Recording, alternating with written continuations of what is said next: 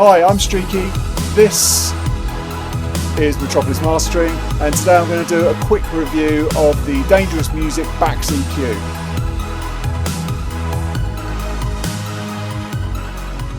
So I've just been chatting, or should I say boring, engineering friend of mine about how I use the Bax EQ. So while I'm talking about it and while I'm inspired, I thought I'd do a quick sort of demo of how I use it and how I find it helpful for mastering.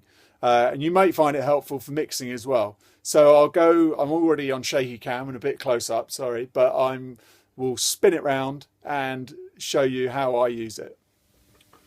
So this is the Dangerous Bax EQ. Now, a Bax EQ, for those who don't know, is a shelving EQ, kind of works in a similar way to a tone control in your car, or old school cars, where you had a treble and a bass. So you've got the bass here and you've got the treble here. And so what you're doing is you can set where your shelf is. So the peak of the shelf is where the frequency is, and then you've got the higher shelf there. So you've also on this have got some cuts, so you can cut in the low end. So you've got some settings which are 12, 18, 24, 30, 36, 43 and 54. So you can use those just for putting a low cut in, and then you've got this very high cut which starts at like 70 and then goes down to 7.5. I've not really used it at 7.5, but I use it most of the time on 70 because, believe it or not, it's got some pseudo malarkey that they say in the manual helps out your converters when you're going through.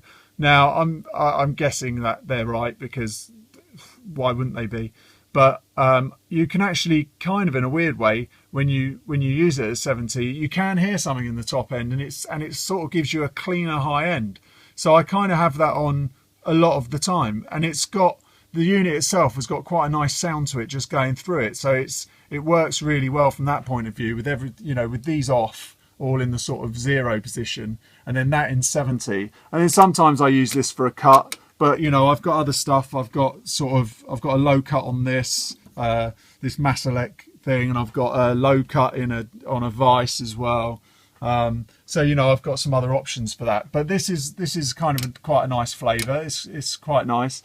Now, how I use this in the low end is you've got these different settings here. I don't tend to go higher than about 116, sometimes 131.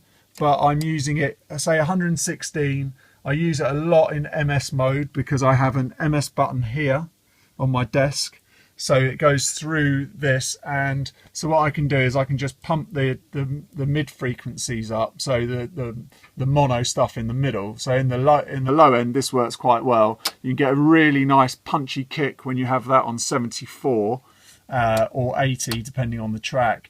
And sometimes I'm using it around 116, 131, and what that does for me, just sort of half a dB, 1 dB, half a dB, that's basically, because of the way the curve works, it's hitting the bottom of the snare, the low end of the vocals around 600, things like that, and it's kind of just warms up the low end a touch. But if I've got it on 70, then it gives it a nice little thump.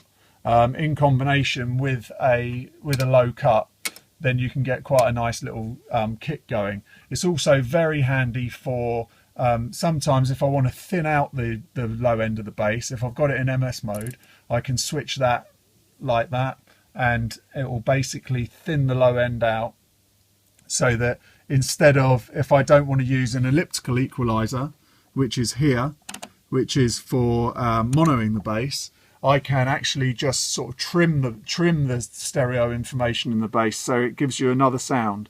So that's quite handy for that, from that point of view. But it's also quite good if you've got too much low end in a track. If somebody's gone a bit crazy, it's quite nice. You can just sort of notch it out and rebalance the top and the bottom before you hit the rest of your kit. So you can sort of just go like that, well, like that or like that with your track if the balance is way off. So it's quite good for sorting out really badly balanced mixes. So in the top end, what I'm doing in there is this 18K setting is really nice. It's got it's very smooth, nice for a bit of air. It's got a nice style to it. I've got loads of other stuff here for doing that, Avalons and things. So I'm a bit spoiled for choice, sorry, but on this is quite nice. 18, it's quite sweet. But I use this quite a bit in this top end.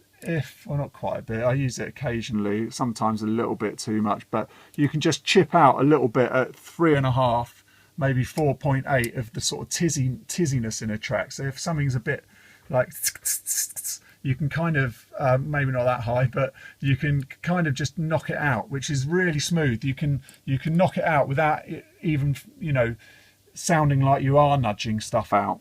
So it's really handy for that. And also it's quite nice if you just want to put a little bit of air in the stereo information. So if you put it on 18K and you just you can bring out the width. So instead of using, say, a stereo width like I've got here, I can just, in a similar way to how I was sort of thinning out the low end, you can sort of spread out the top end. So you can get that the air sounding quite nice, a little bit of sparkle in the top left, left and right, and leave the center as it is. So there you go. That's how I use the Bax EQ. I hope it wasn't too boring and too dull. I hope it gave you a few tips. I know UAD do a sort of version, a plug-in version of that, and I know there's other stuff on the market, but that's how I use the Bax. Hopefully it's given you some little tidbits. It's quite good for mixing as well, allegedly, but I'm no mix engineer. Thanks for watching. Please subscribe so that I can send you more rubbish, and please leave some comments. Thanks.